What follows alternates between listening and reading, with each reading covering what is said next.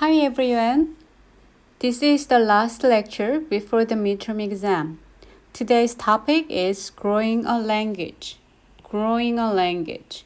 As you may have now observed, growing is the keyword of this CS320 programming languages course. Growing yourself and growing a language.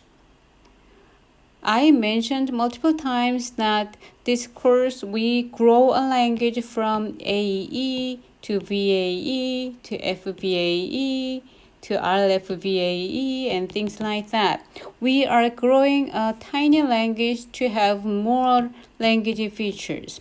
If it's not yet clear to you, today we are going to have 2 sessions to grow a language.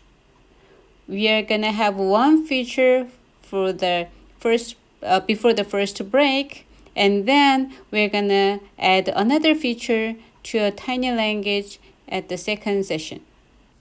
So growing a language. Let's grow a language, meaning that we'd like to extend a language, a given language, to include a new language feature. So programming languages have very long history. So let's pick one specific language like Java, for example. And Java was really well designed from the beginning. The designers and the developers of the Java programming language, they were really well trained in the programming language community, and they were really smart. But even though those smart people developed this language some time ago, they could not anticipate cool features like higher order functions and pattern matching and things like that, and parameter polymorphism that we are going to learn at almost the end of this semester. So even though the developers of the Java programming language is really smart and well advanced, they had to extend this language with many features. Like Java 1.5, they added type parameters or generics. 1.6, they added parallelism. 1.8, they added, I think, lambdas, meaning higher order functions in 1.8 and things like that. They had to extend the language Java with new features. That's growing a language. Yeah, isn't it cool? And another example of growing a language is, existing languages have all this thing, but let's think about another language that you may like to use, JavaScript. It has been used for years. Like in 1995, Brandon Ike, he was a graduate student, not majored in computer science, but majored in electrical engineering. And he was an intern at some company, and he developed this language like in 10 days. So the language in the beginning was really bad. The JavaScript programming language is still bad, but it's much better than before. And it has been added new features since then. That's the life of programming languages. So what do we mean by extend a language with a new language feature? What do we do usually? We usually choose a feature. That could be what? Type parameters, or parallelism, or user-defined functions, or higher the functions, things like that. What features do you want to add? It's usually like users want to add, and users ask the language developers like, hey, I'd like to use this feature. Hey, I encountered this new language which is really cool. It has this cool concept called saying garbage collection. I'd like to have that in this language. Why don't you add it to your language like that? So choose one feature and then describe what that is. And description in prose usually maybe not enough, meaning that that's not clear right? So usually people add code examples. When we added new languages, I gave you some examples. Remember on Monday when we talked about laziness, right? Laziness, I told you about its semantics, and then I gave you some code examples, like when we have some function expression x, say x plus 1, for example, and then when we apply that to some bad expression, like 1 plus function expression like that, what's going to happen? Like those code examples. And if those features are not really common, or if you need to know more about that, we may give you some links to materials, right? We gave you some links to material about option type, remember? Yeah, just on Monday. When we choose a feature and when we describe its, semantics with some code examples and some formal materials, we can grow a language with the feature. How do you do that? First, choose a base language, because in order to extend it, we need a base thingy, right? So choose a base language, and then justification of benefits. Why do we want to add laziness? Why do we want to add that new feature? Then we'd better say, for example, in AE, we do not have functions, so we have to repeat the same code multiple times. So in FAE, by having functions, we can minimize the code size and things like that. So we may want to talk about limitations of the base language, and then justify why we want to add new features. Then what's next? The usual thing. When we had AE, remember VAE, F1 VAE, FAE. While doing all this thing is, we defined abstract syntax and its operation semantics. You know what? While I was recording this lecture, I got a phone call, and this iPad was connected to my phone. So I had to stop recording and do it again. So you do not see all those scribbles that you saw before, but it's okay. So back to this extending a language with a new language feature. Choose a feature that you'd like to add. Choose a base language that you'd like to start with. Justify why you want to add this feature. Define its abstract syntax and operation semantics, and implementation in Scala. That's what we have been doing, right? Are you with me? That's what we have been doing. So for example, we'd like to add a feature in this first session, which is a pair. What is a pair? It's a tuple with two elements. 쌍이죠, 쌍, 2개짜리. And what does it look like?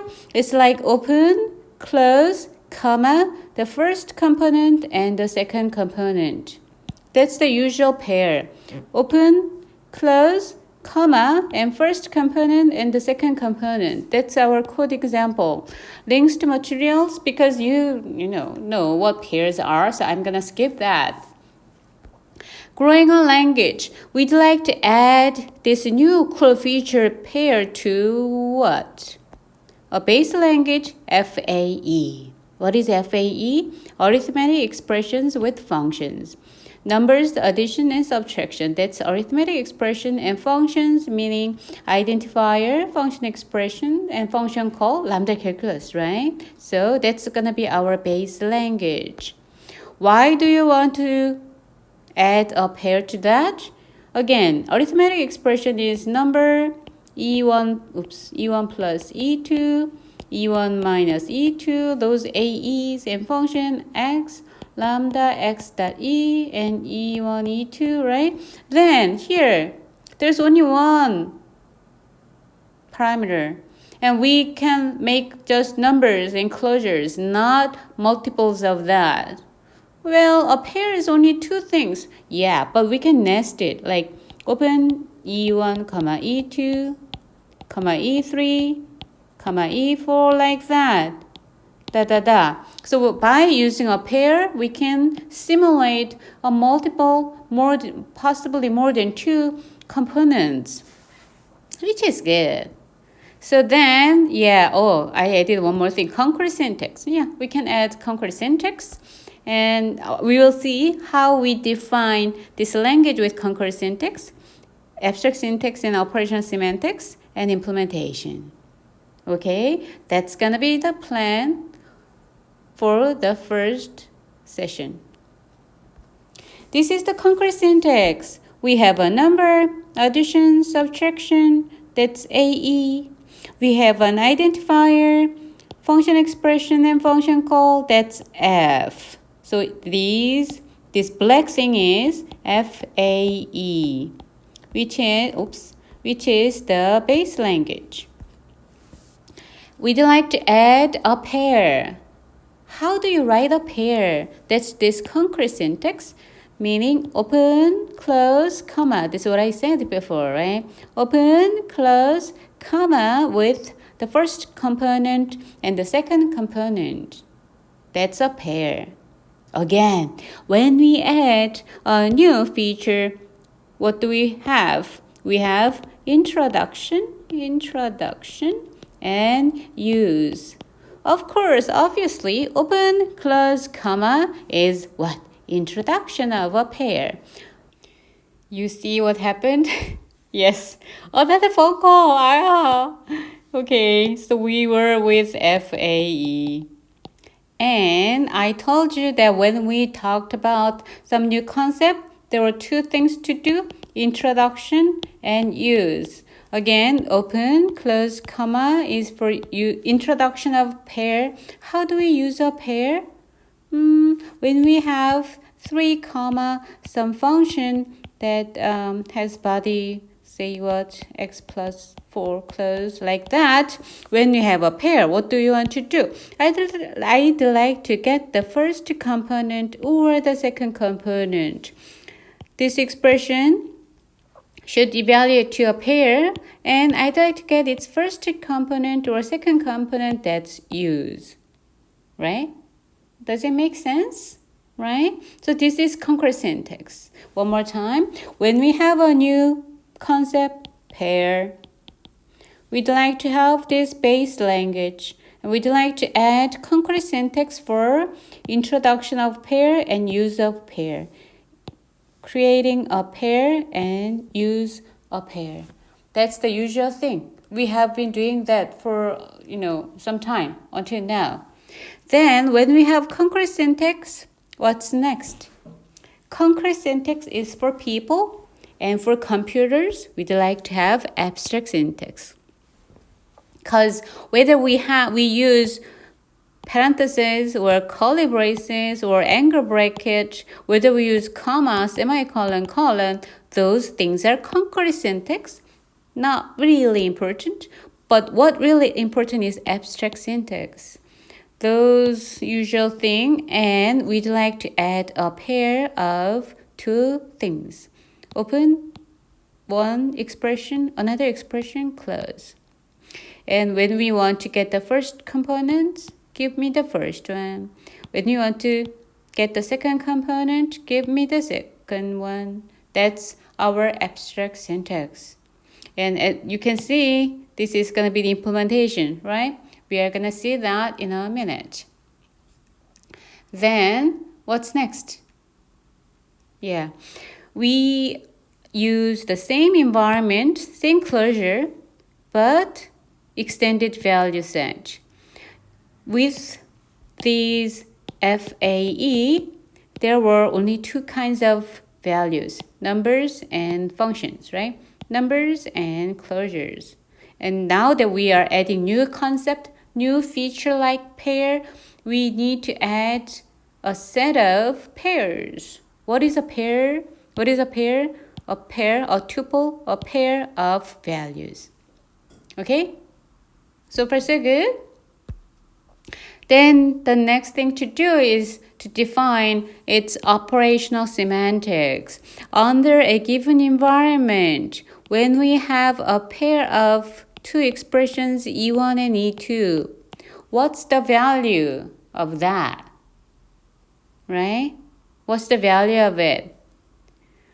Well, in order to know the value of a pair, we need to evaluate the first component under the same environment, evaluate the first component, get the value, and evaluate the second component under the same environment, evaluate the second expression, and then get the value V2. When we have V1 and V2, we can construct a pair value by using them, V1, V2. Yeah, obvious, right? Then what's next? When we have a pair, we'd like to get those components in the pair.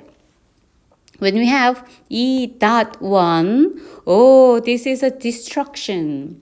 This is to destruct a pair value and get the component, the first component and the second component. How do we do that? Under the given environment, what's the value of the first component? Okay, under the given environment, what is the value of the first component? In order to know that, we need to evaluate the sub-expression. Under the same environment, what's the value of that expression? It's a pair of two values. Oh yeah, I'd like to know only the first component, which is V1. I don't need the second value. How about getting the second component? Under the given environment, we'd like to evaluate this sub-expression, which should be a pair, right? Then, this time, I don't care about the first component, but I'd like to get the second component. Meaning that when we have this expression, when we have, say, 1 plus 4 dot 2, how do we evaluate this? It's going to be an error. Why? Under some environment, say for empty environment, what's the result? Okay, let's see. We need to apply this rule. Under the same environment, what's 1 plus 4? Yeah, we need to do 1 plus 1 and 4, and we're going to get 5, which is not a pair. We cannot apply this rule for this case. It's going to be an error. Right? You should be able to do this by yourself. So first you good? Then we'd like to implement the new pair thingy in Scala. The first thing is abstract syntax. We have this expression. We'd like to extend this abstract syntax with 3 new language features: introduction and use. Pair to construct a new pair by having these 2 sub-expressions.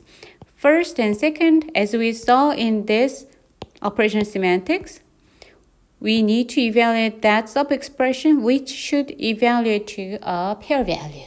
Otherwise, an error. Values in environment, as we already saw in this, abstract syntax and that mathematical notation, we added a new kind of value. In FAE, we only had num-v and closure v, and now we have pair v, pair value, a new kind of value, which has 2 fields, right? First component value, the second component value, right? Yeah, nothing surprising by now. Then what's the next thing? Actually, the last thing to do is to finish the implementation of the interpreter. We have this inter function, which takes an expression and an environment. An expression and an environment. Oh yeah, this is a pair in Scala. Do you see that? Yeah, Scala has that. It's a pair of an expression and an environment. This inter function takes a pair, produces a value. And this ... is for FAE, right? For numbers, addition, subtraction, identifier, function expressions, and function call. We know how to implement that. So you do not need to repeat it. You can get it from the previous version, but we need to extend the implementation of the interpreter for those 3 new language constructs. For construction of a pair, use of a pair, right? Yeah. Then,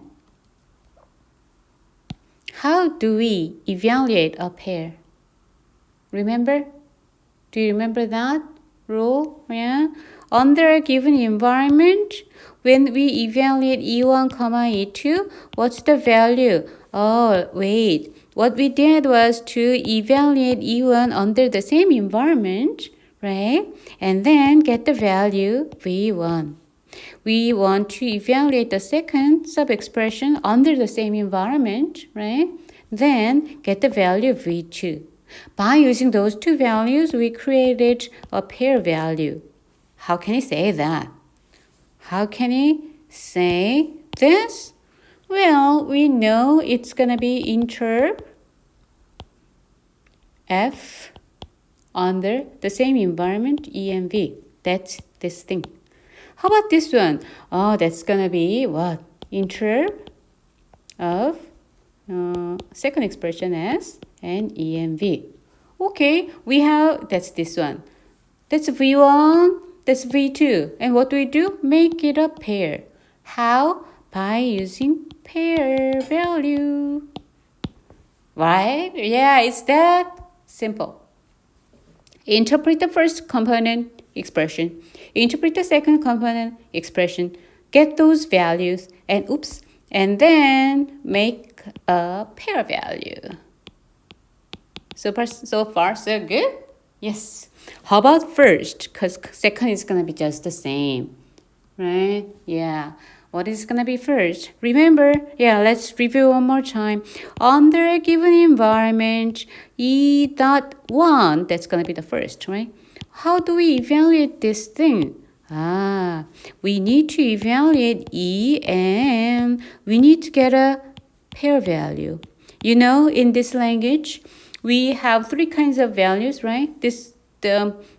On this right-hand side of this arrow, we could have numbers in closure V, right?